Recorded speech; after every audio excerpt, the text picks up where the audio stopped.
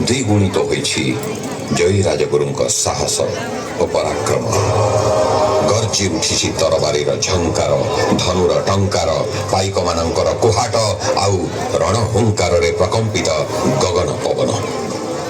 विज्ञ विचक्षण पराक्रमी सुचतुर जयी राजगुरुଙ୍କ श्रृंखलित सैन्य चालना। प्रबल पराक्रमी सेनापति बलवंत रणसिंहଙ୍କ विपुल सहयोग पाई पाइक सेना दुर्जय होई उठिछि।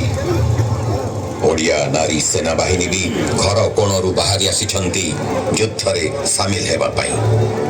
काल विलंब न करी खुरधार सैन्य अचानक आक्रमण करिछंती। खुरधार सैन्य को प्रतिरोध करने जाई अनेक फिरिंगी सैन्य बंदी।